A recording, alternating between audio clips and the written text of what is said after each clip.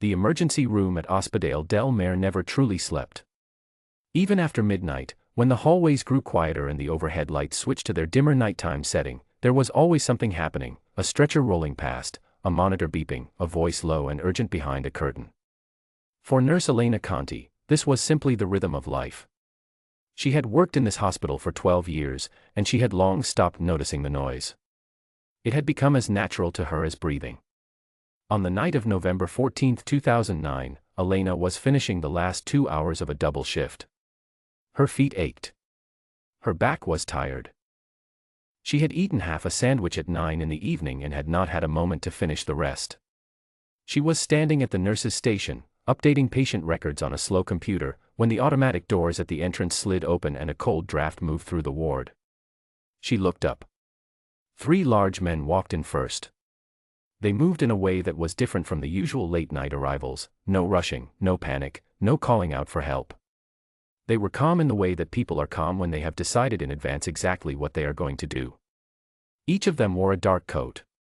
Their eyes moved around the room quickly, scanning every face, every corner, every exit. Behind them came a 4th man. He was older than the others, mid-60s, Elena guessed, with silver hair combed neatly back from a broad forehead. He was heavy-set, the kind of man who had once been very strong and still carried the memory of that strength in the way he held himself. He was pressing a folded cloth against his left side, just below his ribs. The cloth was dark with blood. One of the men in dark coats walked directly to the front desk and said, in a flat voice, that they needed a private room and a doctor or nurse immediately. He said it the way someone gives an order, not the way someone makes a request. The charge nurse on duty glanced at Elena. Elena set down her pen and walked over. She brought the older man into a side room, the kind used for patients who needed to be kept away from the general ward. She helped him onto the examination bed, noting the careful way he moved, controlled, measured, not wanting to show how much pain he was in. One of the younger men followed them inside and stood near the door with his arms crossed. He did not speak. He did not need to. Elena put on her gloves and asked the older man, gently but clearly, what had happened. The chart the front desk had quickly prepared gave a name, Salvatore Marini, 65 years old, and listed the cause of the wound as a domestic accident. Elena read this and said nothing. She had been a nurse long enough to know what a domestic accident looked like. A person who had slipped and fallen. A person who had caught themselves on something sharp in the kitchen. This was not that. The wound was a long cut along the left side of the abdomen, running at an angle that no accident could easily explain. It was deep but had not reached the organs, as far as she could immediately tell. It needed thorough cleaning, careful internal stitching, and close observation for the next several hours to rule out internal bleeding. It was serious. It was manageable. She had seen worse. She began to work. She did not ask him questions beyond what she needed medically. She asked about his pain level on a scale of 1 to 10. She asked if he had any known allergies. She asked how long ago the injury had occurred. He answered each question in a low, steady voice. Italian, with the specific accent of Naples, the city she had grown up in herself. At some point, as she was cleaning the wound and preparing her suturing equipment, the old man spoke without being asked anything. "You know who I am," he said. He said it quietly, without any particular emphasis. It was not a boast. It was not a warning. It was more like a test, the kind of question that is also an observation. Elena tied off a piece of suture thread without looking up from her work. "I know you are my patient," she said. "Right now, that is all that matters." There was a pause. Then, from the corner of her eye, she saw the faintest change in his expression, something that was not quite a smile, but was close to one. He did not speak again for a while after that. He lay still, watching the ceiling, while she worked. The man near the door shifted his weight from one foot to the other but said nothing. The ward outside hummed with its usual quiet activity. Elena was precise in everything she did. She had always been that way, in school, in her early training, in every year of her career since. Precision, she had learned early on, was not a cold thing. It was a form of care. To be exact in a wound like this, to place each suture in exactly the right position, to leave nothing to chance, that was how you protected a person. Not with words. With steady hands. Salvatore Marini was a man who had spent his entire adult life reading people. He had learned to do this the way some people learn to read the weather, by necessity, by survival. He had looked into the eyes of liars and honest men, of people who were frightened of him and people who wanted something from him. He had made judgments, quickly and usually correctly, about the character of almost everyone he had ever encountered. He looked at this nurse and tried to find the angle. There was always an angle. People were always either afraid or calculating or both. She was neither. She moved through her work the way water moves, following the path that is simply there, without drama, without hesitation. He found this unusual. He found it, somewhere beneath the surface of his carefully composed exterior, quietly remarkable. The suturing took the better part of an hour. After that, Elena checked his blood pressure, administered medication for the pain and to reduce the risk of infection, and began the observation period that the wound required. She checked on him every 20 minutes through the early hours of the morning. At some point, between checks, he drifted into a light sleep. Around 4 in the morning, he woke and found her in the room again, making a quiet note in the chart. He watched her for a moment before she noticed he was awake. "Are you frightened?" he asked. She looked at him. It was the second personal question he had asked her all night. She considered it honestly before she answered, the way she considered most things. "A little," she said. "But not of you, specifically. I was more frightened earlier, for you. The wound was very close to something important. If it had been a centimeter deeper, this would have been a very different night." He absorbed this. "You filed a report," he said. It was not a question.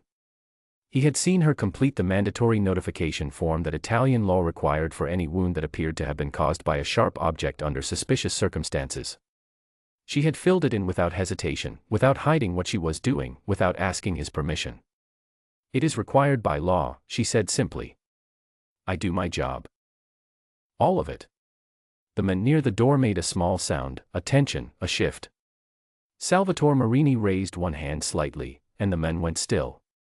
"That report will bring police to the hospital," Marini said. "Yes," Elena agreed. "Probably. That is a problem for you." She looked at him with clear eyes. "It is my job to file it. What happens after you leave this hospital is not my responsibility. My responsibility ends at that door." He studied her for a long time. She did not look away and did not seem uncomfortable under the weight of his gaze. She simply waited, the way she waited for anything, without anxiety, without performance. Just before 5 in the morning, satisfied that his condition was stable and the risk of serious internal complications had passed, Elena completed her final notes, gave instructions to the incoming morning nurse, and prepared the discharge paperwork. She explained the care instructions clearly and calmly, how to keep the wound clean, what signs of infection to watch for, when to seek further medical attention.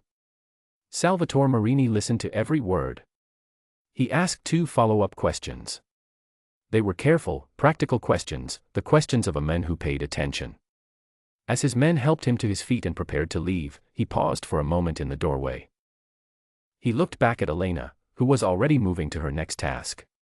He looked at her for just a second or two. Then he walked out. Elena did not watch him go. She went to find cold coffee and whatever remained of her sandwich. She believed, entirely and without reservation, that the story was over.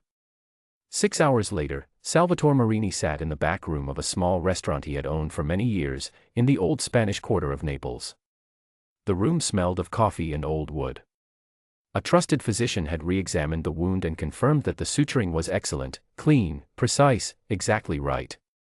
The infection risk was low. The treatment had been, the doctor said, as good as it could have been under the circumstances. His second-in-command, a man named Enzo who had worked alongside him for over 20 years, placed a thin folder on the table. It contained, as it always did in situations like this, a basic summary of anyone who had come into close contact with Marini outside of a controlled environment. A photograph. A name. An address. A few lines about her background. Marini did not open the folder immediately. He sat with his coffee, looking at the far wall, turning something over in his mind. Enzo waited. He had learned, a long time ago, that Marini's silences were not empty. They were working silences. You did not interrupt them. After several minutes, Marini picked up the folder and opened it. He looked at the photograph, a hospital ID photo, the kind that always makes people look slightly tired. Elena Conti, 34. 12 years at Ospedale del Mare. The daughter of a schoolteacher from the Vomero neighborhood. No husband. No children. She lived alone in a small apartment near the hospital and had lived there for 7 years. He set the folder down. Find her, he said. Enzo looked at him carefully. Find her, Marini repeated, and do not let me hear that she suffered one single day of trouble because of what happened last night. Enzo waited for the rest. She filed the report because it was her duty. That is what an honest person does. Because she did that, the police will go to the hospital. They will ask questions.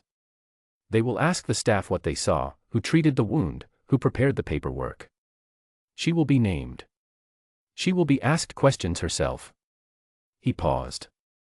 I will not leave an honest woman to face difficulties that belong to me. Enzo was quiet for a moment. In 2 decades of working alongside this man, he had learned never to be completely surprised by anything.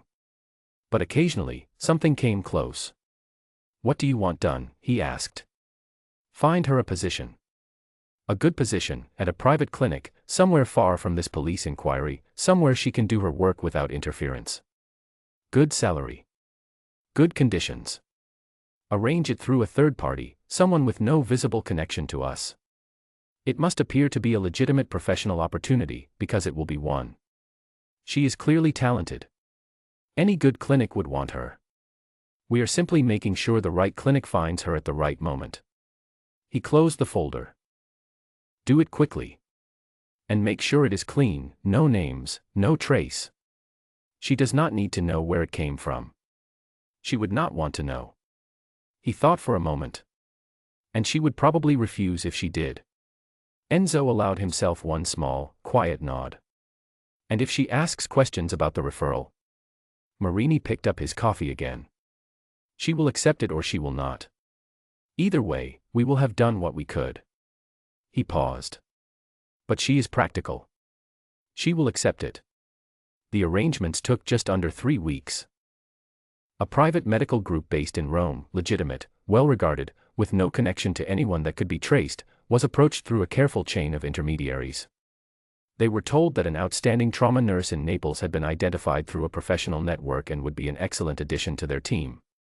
They were encouraged, in the indirect way that certain encouragements happen, to make contact and make an offer worth accepting. They did. Elena received the phone call on a Tuesday afternoon in early December, while she was eating lunch in the hospital cafeteria. A woman with a professional, pleasant voice introduced herself as the head of staffing for a well-known private surgical support clinic in Rome. She said that Elena's name had been passed along through a professional referral network. She could not name the specific source, as the referral had been made on condition of anonymity, and that the clinic would very much like to discuss an opportunity with her. The salary they mentioned was more than twice what Elena currently earned. She sat with the phone in her hand for a long moment after the call ended. She was not a woman who believed in coincidences. She had been a nurse for 12 years, and nurses, good ones, developed a sharp sense for when something did not quite add up. She had filed a mandatory report 2 weeks earlier for a patient she knew nothing about beyond the fact that he was clearly not an ordinary man, and now she was receiving an unexpected job offer from a prestigious clinic in another city, through an anonymous source, at exactly the moment when she might have reason to want to be somewhere else. She thought about the silver-haired man and his careful, watchful eyes. She thought about the way he had looked at her in the doorway before he left, not with gratitude, not with warning, but with something that she had found difficult to name and had not stopped thinking about since. She turned the offer over in her mind for several days. She told herself, reasonably, that she did not know anything for certain. She told herself that people received unexpected job offers all the time, and that she was good at her job, and that someone in a professional network may simply have mentioned her name. She told herself a number of sensible and logical things. In the end, she accepted the position. She would spend the rest of her life occasionally asking herself why. The salary was part of it. The opportunity was real, she knew that. The clinic was genuinely excellent. But those things, on their own, had never been enough to move her before. She had been offered good opportunities in the past and had stayed where she was, because she had felt that she was needed where she was. What was different this time was harder to explain. Somewhere in the arithmetic of her decision was a feeling she had not expected, the feeling of having been seen. Not praised. Not thanked. Not rewarded. Just seen. A man who lived in a world built entirely on calculation had looked at her across a hospital room and registered her, clearly and without ceremony, as someone whose honesty had weight. Whose work had value. Whose integrity deserved to be protected, even at a cost he did not need to pay. She was not sure what to do with that. She was not sure it was a comfortable thing to feel. She did not entirely approve of the man or of the world he represented. But she took the job.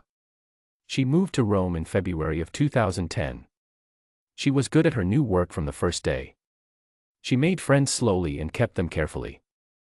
She continued to be the kind of nurse her patients trusted, not because she was warm in the easy, surface way, but because she was honest and exact, and people felt safer for it.